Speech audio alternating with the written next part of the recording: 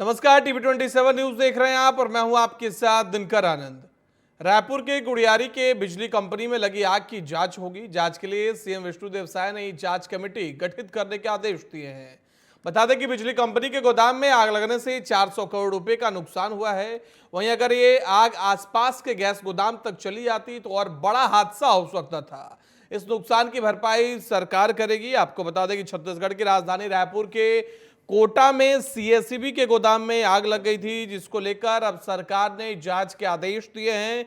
साथ ही आपको जानकारी दे दें कि 6 सदस्यीय समिति का गठन कर दिया गया है, जिसमें सीएसईबी के कार्यपालक निदेशक भीम सिंह समेत 6 अफसर इस पूरे मामले की जांच करेंगे। 1 सप्ताह के अंदर विस्तृत जांच की रिपोर्ट सरकार को सौंपनी होगी। तो बड़ी जानकारी आपके साथ साझा कर रहे हैं, जहां रायपुर में सीएसईबी के गोदाम में आग लगने के मामले को लेकर सरकार ने जांच के आदेश जारी कर दिए हैं। साथ ही बता दें कि शुक्रवार को आग लगी थी। ट्रांसफार्मर गोदाम में भीषण आग लगने से 3 एकड़ में यह आग फैल गई थी।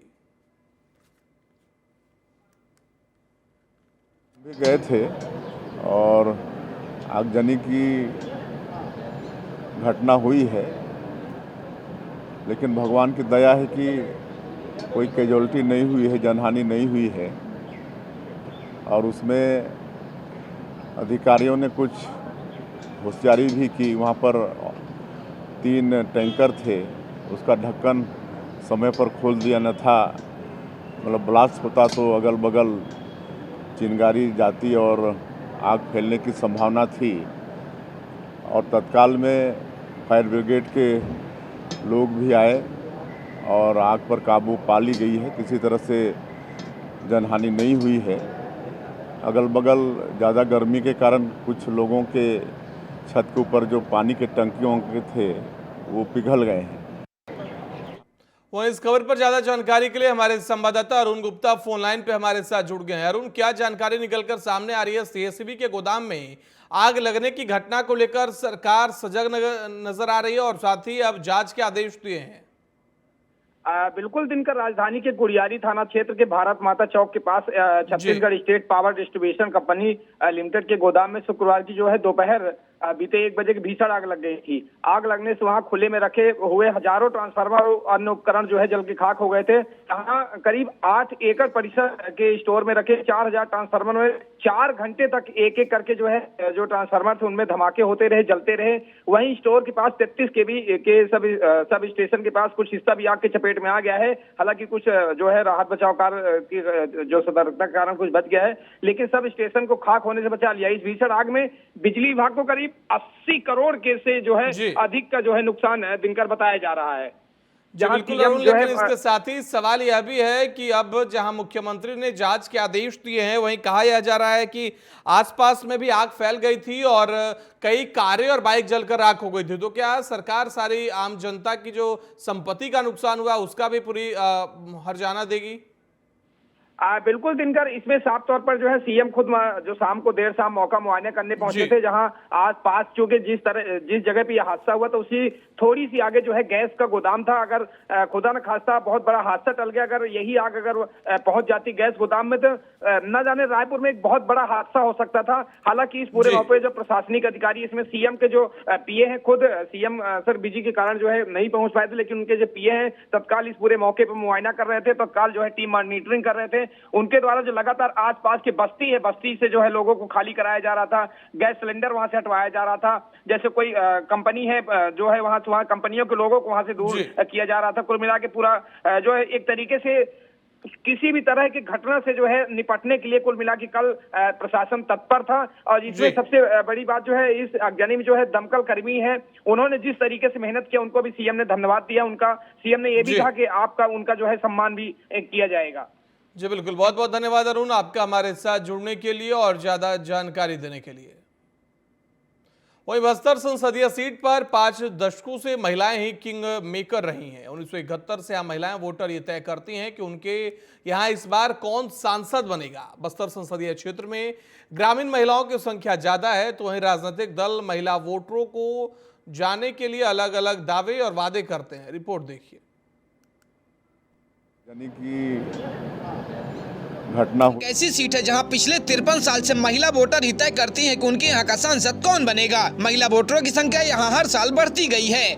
मतदान में महिलाओं की भागीदारी भी यहाँ पुरुषों का मुकाबला कहीं ज्यादा रही है। इलाके में भी महिला वोटर मतदान के लिए बाहर निकलती हैं। सालों से बस्तर में यह ट्रेंड चलता आ रहा है। राजनीतिक दल भी स्टेट को समझते हैं और महिलाओं को रिझाने के लिए उनके पास अलग अलग स्ट्रेटजी लेकर जाते हैं। प्रचार की रणनीति बनाते वक्त भी इस बात का ध्यान रखते हैं कि इस सीट पर महिला वोटरों की संख्या अधिक है और इसी आधार पर कार्यक्रम तय किए जाते हैं। बस्तर लोकसभा में 8 विधानसभा आते हैं, जिसमें नारायणपुर, बीजापुर, दंतेवाड़ा, सुकमा, कोंडागांव और बस्तर, जगदलपुर, चित्रकूट शामिल है। वहीं आइए नजर डालते हैं एक बार वोट प्रतिशत की ओर। इन सभी सीटों पर महिला वोटरों की संख्या पुरुषों के मुकाबले कहीं कम, कहीं मामूली रूप से ज्यादा है। इस बार यहाँ 54,66,337 वोटर हैं, जिनमें महिला मतदाता 7,68,088 और पुरुष मतदाता 6,98,197 है।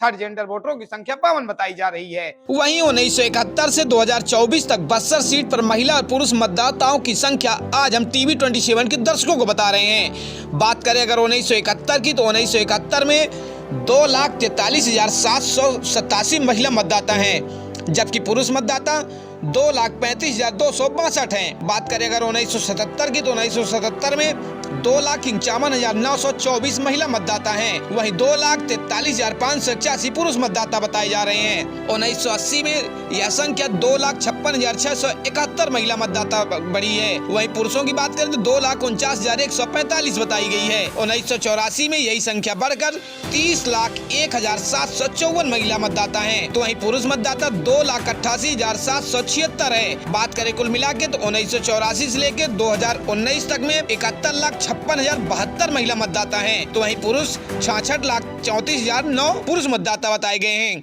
वहीं यहाँ ग्रामीण महिलाओं की संख्या ज्यादा है। लोकसभा सीट के अंतर्गत आने वाले 8 विधानसभा में ग्रामीण महिलाओं की संख्या अधिक है। यहाँ महिलाएं ग्रामीण जीवन शैली का हिस्सा रही हैं। इनका जीवन खेती, किसानी और हाट बाजार के बीच बनी वित्तीय व्यवस्था के बीच व्यतीत होती है। ऐसे में इन महिलाओं की चुनाव में अहम भूमिका होती है। गांव में महिलाएं ज्यादा पढ़ी लिखी नहीं होती, इसलिए यहाँ प्रत्याशी महिलाओं से रूबरू होकर अपनी बात रखकर वोट मांगते हैं। इस बार दोनों पार्टियों का फोकस महिलाओं पर है। महतारी बंधन योजना की चर्चा इस चुनाव में खूब हो रही है। बस्तर के सुदूर वनांचल में रहने वाली महिलाएं इससे वंचित बताई जाती हैं। भाजपा महिला वोटों के बीच इस योजना को पूरी तरह से कैश करती दिख रही है, तो वहीं कांग्रेस सत्ता में आने का सालाना 1 लाख देने का वादा कर रही है। बस्तर लोकसभा में 8 विधानसभा आते हैं और यहाँ महिला वोटरों की संख्या अधिक होने की वजह से ही प्रत्याशी महिलाओं पर ही सबसे ज्यादा खर्च करते हैं। महिलाओं को रिझाने के लिए प्रत्याशियों की साड़ी से लेकर पायल तक की व्यवस्था करनी पड़ती है। इस तरह देखें तो भाजपा और कांग्रेस दोनों के चुनावी प्रचार में महिलाएं केंद्र में हैं। टीवी 27 न्यूज डेस्क से अरुण गुप्ता की रिपोर्ट। वहीं छत्तीसगढ़ के बीजापुर में सुरक्षा बलों और नक्सलियों के बीच मुठभेड़ हुई, जिसमें 3 नक्सली मारे गए। इसमें 25 लाख का इनामी नक्सली कमांडर सागर भी मारा गया। घटनास्थल से LMG और AK-47 समेत कई हथियार भी बरामद किए गए हैं। क्षेत्र में नक्सलियों के खिलाफ अभियान अब भी जारी है। बता दें कि छत्तीसगढ़ पुलिस और तेलंगाना के ग्रे हाउंड्स के ज्वाइंट ऑपरेशन के तहत नक्सली मारे गए हैं।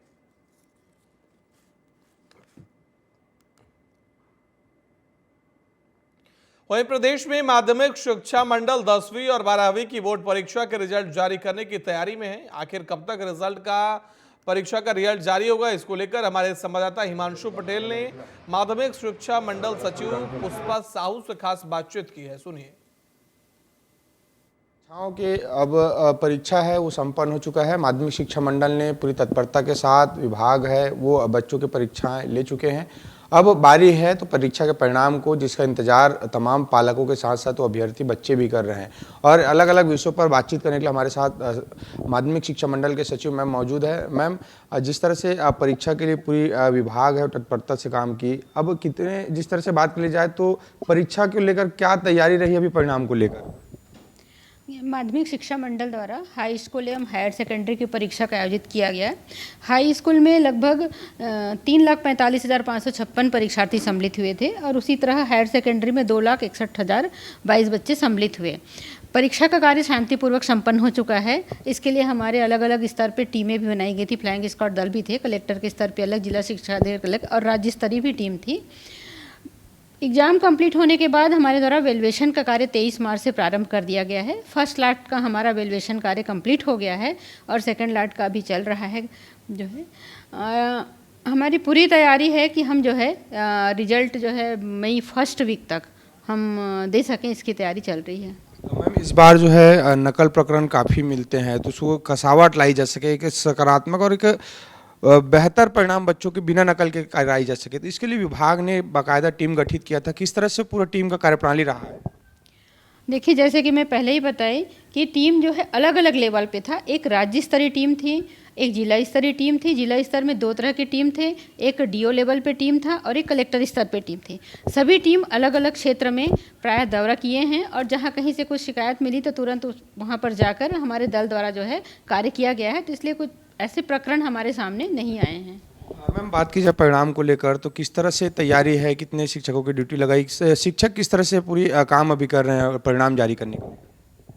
अभी हमारा वैल्यूएशन का कार्य चल रहा है।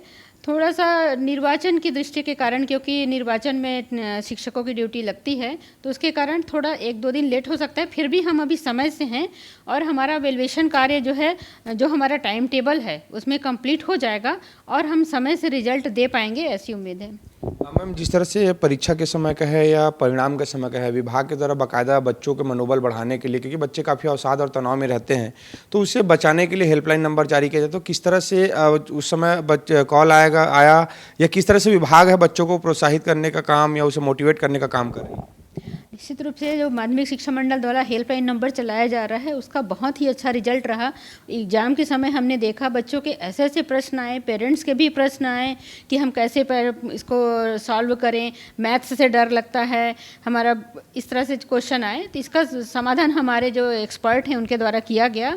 और अभी हम रिजल्ट जो जारी होगा तो रिजल्ट के पहले, अभी कल ही हमने चर्चा की अध्यक्ष महोदय से और अध्यक्ष मैम का निर्देश है कि हम रिजल्ट के पहले बच्चों के परीक्षार्थी की मानसिक दशा को समझते हुए हम एक हेल्पलाइन नंबर पहले से ही, जब हमारा रिजल्ट आने वाला होगा उसके 1 सप्ताह पहले से ही हम इस हेल्पलाइन नंबर को प्रारंभ कर दें और कुछ ऐसे आर्टिकल्स और ये सब सारी चीज़ों का हम डिस्प्ले करें ताकि बच्चों की मनोदशा जो है प्रभावित ना हो।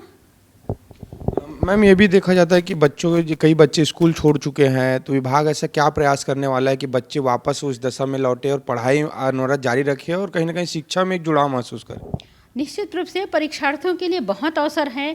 अगर वो कहीं इस परीक्षा में एग्ज़ाम नहीं दे पाए हैं या असफल हो गए, इसके लिए उनको 4th अटेम्प्ट मिलता है। अभी सप्लीमेंट्री का एग्ज़ाम है, उसके बाद नेक्स्ट एग्ज़ाम और फिर सप्लीमेंट्री का बोर्ड परीक्षा में। इसके अलावा हमारे ओपन स्कूल के एग्ज़ाम है जो साल में 2 बार होते हैं। तो जो बोर्ड में असफल हो गए हैं परीक्षार्थी, वो ओपन स्कूल में जा सकते हैं और ओपन स्कूल में एनी टाइम कभी भी वो आवेदन कर सकते हैं और आवेदन दे के एग्ज़ाम कर सकते हैं और उसकी भी मान्यता उतनी ही बराबर है बोर्ड के जैसे ही।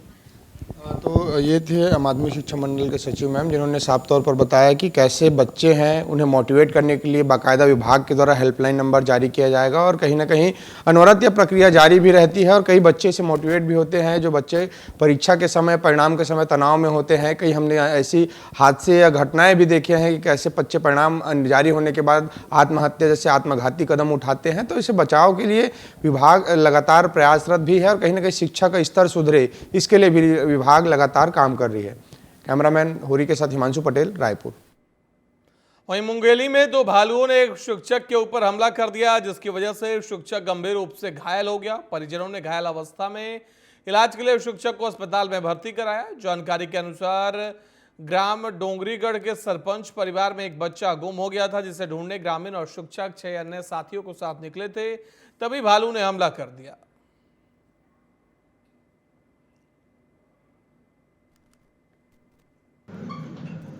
ये डोंगरीगढ़ ग्राम की घटना है जो हमारे वन परिक्षेत्र खुड़िया के अंतर्गत डोंगरीगढ़ परिसर के अंतर्गत आता है। कक्ष क्रमांक 490 है।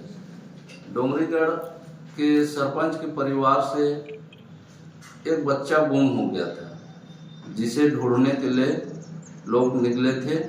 यह घटना 4 अप्रैल की है। ढूंढते समय वहां पर मौजूद 2 भालू थे जो कि इतवारी यादव के ऊपर हमला कर दिया। हमले में वह बुरी तरह से घायल हो गया है। सूचना मिलने पर तत्काल हमारे वन अमले जो है उसकी सहायता के लिए पहुंचे एवं उसे 50 बिस्तर लोरमी हॉस्पिटल में लाकर भर्ती कराए और तत्कालिक सहायता के रूप में उसे 2000 रुपये दिए। वहीं सूरजपुर में खाद्य सुरक्षा विभाग ने होटलों में छापेमारी की। खाद्य विभाग की टीम ने छापेमारी के दौरान विश्रामपुर के 4 होटलों और दूध के फुटकर विक्रेताओं की दुकानों से सैंपलों की जांच की। इस दौरान कई दुकानों में मिलावटी दूध और खाद्य सामग्री मिलने पर करीब 6 दुकानदारों को नोटिस भी जारी किया गया है।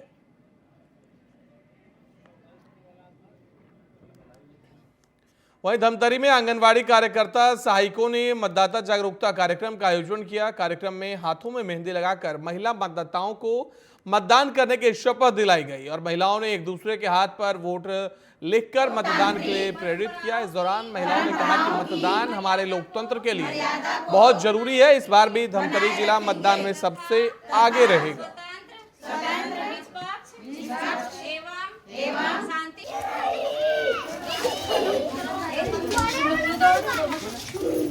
प्रतियोगिता मेहंदी लगा के मतदाता जागरूकता दिवस मनाए।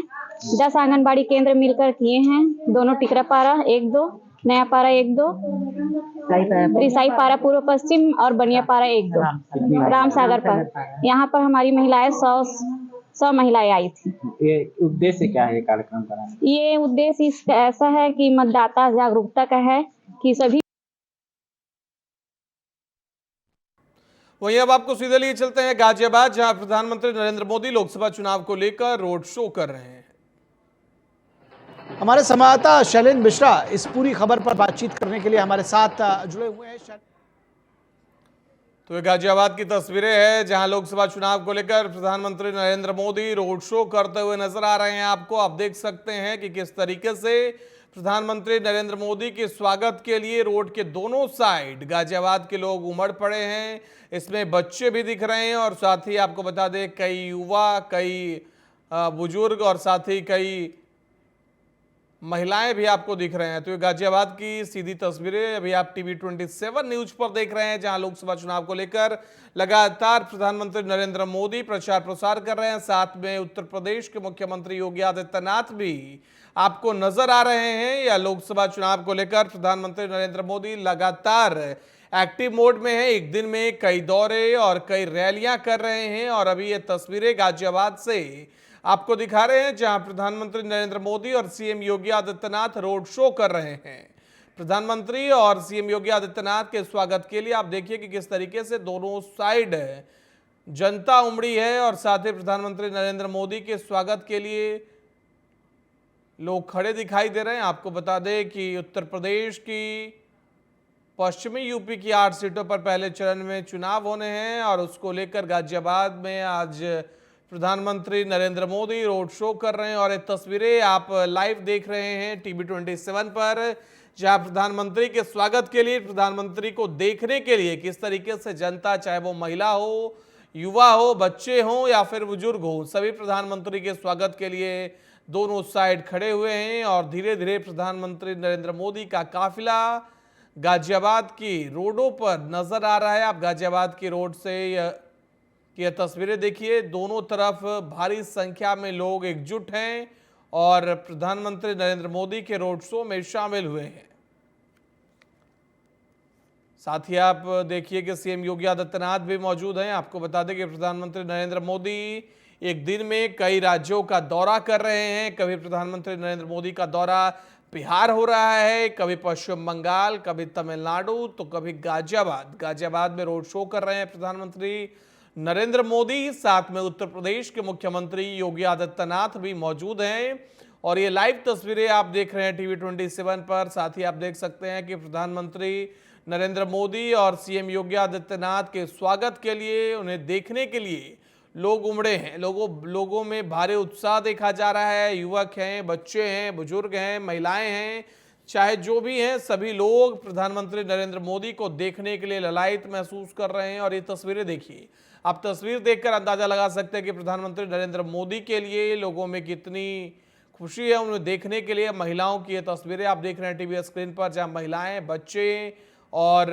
खास करके युवा वर्ग, जिन्हें प्रधानमंत्री नरेंद्र मोदी कहते हैं कि देश का ये भविष्य है, वो लगातार प्रधानमंत्री नरेंद्र मोदी को देखने के लिए रोड के दोनों साइड खड़े हुए नजर आ रहे हैं। उत्तर प्रदेश के मुख्यमंत्री योगी आदित्यनाथ भी साथ में मौजूद हैं और प्रधानमंत्री का एक काफिला लोगों के बीच से गुजरता हुआ जा रहा है और लोग प्रधानमंत्री नरेंद्र मोदी के स्वागत के लिए दोनों साइड खड़े हैं। सुरक्षा के भी पुख्ता इंतजाम किए गए हैं और साथ ही देखिए कि जब प्रधानमंत्री नरेंद्र मोदी और सीएम योगी आदित्यनाथ हिंदुत्व के दो बड़े चेहरे गाजियाबाद में रोड शो कर रहे हैं तो जनता किस तरीके से उनके स्वागत के लिए खड़ी नजर आ रही है।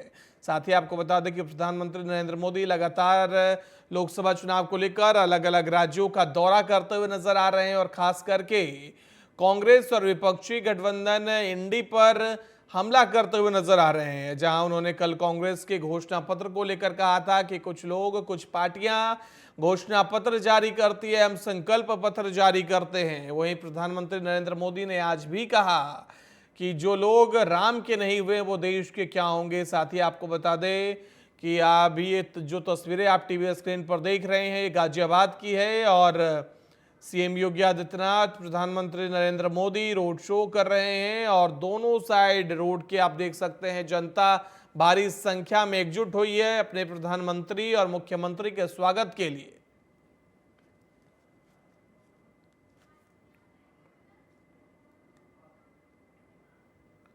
तो ये गाजियाबाद की तस्वीरें आप देख रहे हैं टीवी स्क्रीन पर, जहां प्रधानमंत्री नरेंद्र मोदी, मुख्यमंत्री योगी आदित्यनाथ और बीजेपी की रोड शो जारी है। आप देख सकते हैं तस्वीरों में कि किस तरीके से युवा हो, चाहे बुजुर्ग हो, महिलाएं हो, सभी रोड के दोनों साइड खड़े होकर प्रधानमंत्री नरेंद्र मोदी के स्वागत के लिए ललायित नजर आ रहे हैं। महिलाओं में भी खुशी की लहर देखी जा रही है।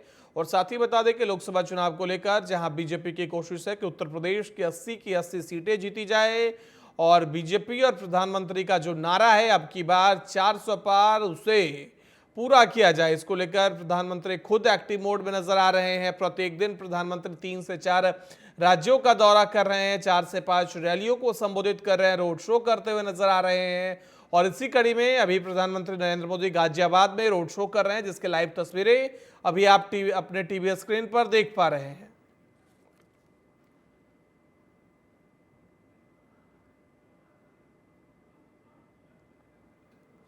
तो गाजियाबाद की ये तस्वीरें हैं जहां प्रधानमंत्री नरेंद्र मोदी और उत्तर प्रदेश के मुख्यमंत्री योगी आदित्यनाथ के स्वागत के लिए लोगों में उत्साह और हुजूम आप देखकर अंदाजा लगा सकते हैं कि लोग कितना पसंद करते हैं दोनों को।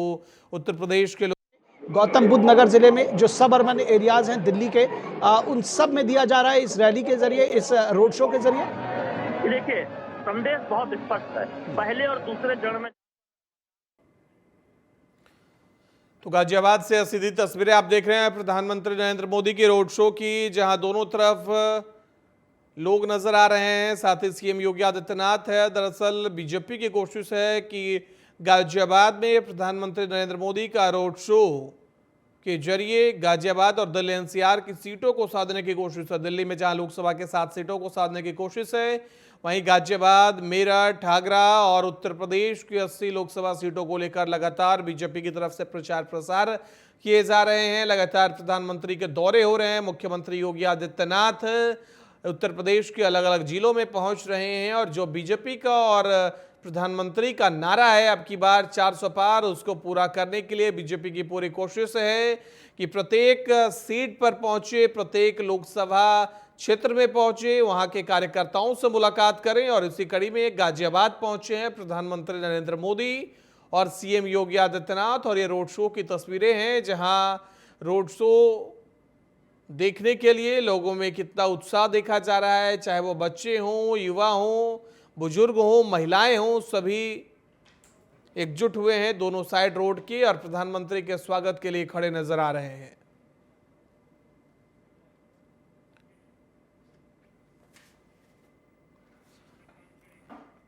और हमारे साथ जुड़ गए हमारे संवाददाता पंकज वानखड़े फोन लाइन पर ज्यादा जानकारी के लिए। पंकज, आज प्रधानमंत्री नरेंद्र मोदी अभी गाजियाबाद में रोड शो कर रहे हैं, प्रधानमंत्री नरेंद्र मोदी और सीएम योगी आदित्यनाथ दोनों एक साथ मौजूद हैं और जनता रोड के दोनों साइड भारी संख्या में एकजुट हुई है। क्या बीजेपी और प्रधानमंत्री की कोशिश है कि गाजियाबाद एनसीआर में रोड शो से दिल्ली एनसीआर की जितनी सीटें हैं सभी पे प्रभाव डाला जा सके?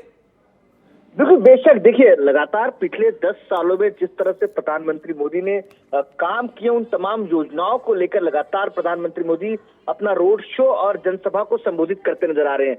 इसी तमाम व्यस्तता के बीच भी प्रधानमंत्री मोदी आज कहीं न कहीं जनसभा को संबोधित करने के बाद आज गाजियाबाद में रोड शो में नजर आ रहे हैं और तमाम नेताओं के साथ, जो खासतौर पे अतुल गर्ग जो गाजियाबाद से प्रत्याशी है, वो वहां मौजूद है साथ में, और उत्तर प्रदेश के मुख्यमंत्री योगी आदित्यनाथ। लेकिन सबसे महत्वपूर्ण ये है कि जो गाजियाबाद में रोड शो है उसका प्रभाव बेशक, जो दिनकर आप कह रहे हैं कि दिल्ली एनसीआर के आसपास की सीटों पे, 7 सीटों पर भी असर बिल्कुल पड़ेगा, क्योंकि देखिए लगातार वहां से जुड़ा हुआ जो तमाम दिल्ली का एरिया हो या तो दिल्ली से लगा हुआ गुड़गांव का एरिया हो, वहां भी इसका प्रभाव पड़ेगा। लेकिन दूसरी तरफ भारतीय जनता पार्टी का लगातार प्रयास यही है कि 2014-2019 से बेहतर परफॉर्मेंस, और प्रधानमंत्री मोदी ने यहाँ तक कह दिया कि एनडीए 400 पार का जो आंकड़ा दिया है उसको पूरा करने का प्रयास किया जाएगा। तो उसी तरह जी बिल्कुल पंकज, लेकिन ऐसे में सवाल यह है कि जहां बीजेपी की तरफ से अतुल गर्ग हैं और कांग्रेस ने डॉली शर्मा को मैदान में उतारा है, और बीएसपी ने जैसे ही अतुल गर्ग को टिकट दिया गया अपने प्रत्याशी को बदल दिया, और बीएसपी की तरफ से नंदकिशोर पुंडीर मैदान में है, कितनी टक्कर देखने को मिलेगी अगर हम गाजियाबाद लोकसभा सीट की बात करें? और प्रधानमंत्री नरेंद्र मोदी और बीजेपी की तरफ से कहा जा रहा है कि इस बार जीती हुई सीटों को और बड़े मार्जिन से जीतना है। बिल्कुल, बेशक। लगातार अगर आपको याद होगा 2014-2019 में भारतीय जनता पार्टी ने retire army man General VK Singh को मैदान पर उतारा था, और उसका जो फर्क है और जो वोट ऑफ परसेंटेज है वो भारतीय जनता पार्टी के लिए बढ़ा था, और उसका फायदा भी हुआ। और दोनों कार्यकाल में वीके सिंह को मंत्री भी बनाया गया, और अब अच्छे पद पर मंत्रालय संभालते रहे, चाहे रोड एंड ट्रांसपोर्ट मिनिस्ट्री हो या टूरिज्म मंत्रालय हो या डिफेंस मिनिस्ट्री हो, और लगातार तो कहीं ना कहीं वो एक्सपेरिमेंट सफल रहा। उसके बाद अब नए एक्सपेरिमेंट तौर पे विधायक, वर्तमान में विधायक और मंत्री रहे अतुल गर्ग को मौका दिया, और भारतीय जनता पार्टी को पता है कि दिल्ली एनसीआर के आसपास प्रधानमंत्री मोदी का प्रभाव जरूर पड़ता है, और इसीलिए सेफ सीट भी, और साथ ही साथ अतुल गर्ग ने पहले भी एज ए विधायक के तौर पे बेहतर काम किया, तो स्वाभाविक सी बात है जो बाकी अन्य पार्टी के प्रत्याशी है उतना फर्क नहीं पड़ेगा। लेकिन हाँ, बेशक ये है कि जो number of percentage of vote है वो उसमें थोड़ी कमी आ सकती है कंपेयर टू लास्ट इलेक्शन, लेकिन बेशक भारतीय जनता पार्टी लगातार प्रयास करेगी। पंकज, आप नजर बनाए रखिए इस रोड शो पर, और आपके साथ हम फिर से जुड़ेंगे। फिलहाल वक्त हो चला एक छोटे से ब्रेक का। ब्रेक के उस पार भी खबरें लगातार जारी है।